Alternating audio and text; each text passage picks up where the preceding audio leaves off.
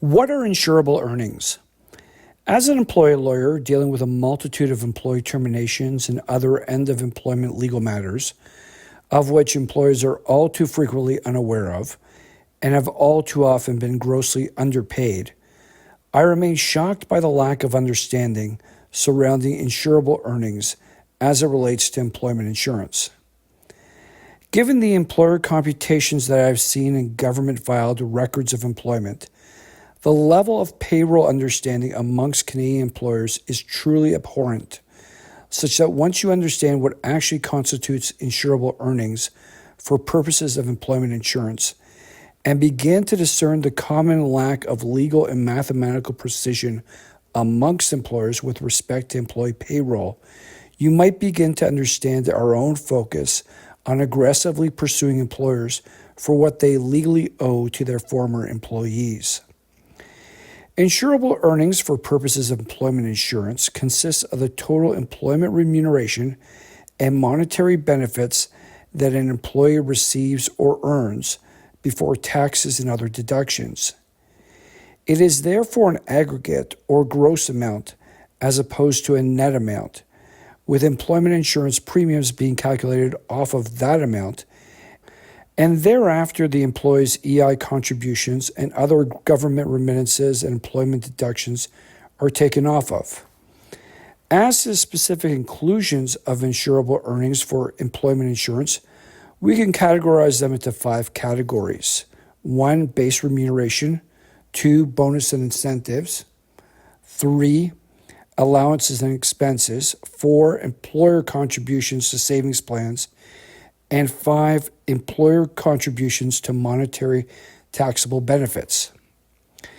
Base remunerations can be in the form of hourly base pay, salary, and/or commissions, together with overtime pay, vacation pay, holiday pay, and pay in lieu of notice, sick leave pay, standby hours paid, together with salary continuance, as well as tips and gratuities where those tips and gratuities were controlled by the employer.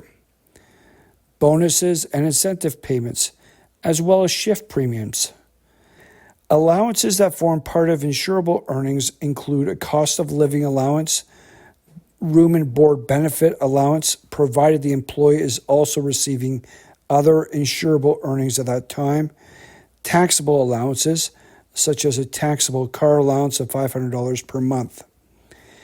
Employer contributions to savings plans, including RRSP contributions to a non-restricted RRSP. Employer contributions to monetary taxable benefits, as well as employer-paid wage loss insurance, insurable. As for specific exclusions from insurable earnings, the government has identified the following: severance pay, retiring allowance, group term life insurance, non-taxable allowance, automobile operating expense benefits, RRSP contributions to a restricted RRSP, most non-monetary taxable benefits, as well as employer-paid top-ups to maternity, parental, and compassionate care benefits, employer-paid wage loss insurance top-ups on an accepted claim, employer-paid workers' compensation benefits top-up on an accepted claim. The technical legal language as to the inclusions and exclusions to insurable earnings for purposes of employment insurance are set out in the Insurable Earnings and Collection of Premiums Regulations, SOR 97-33, to the Employment Insurance Act.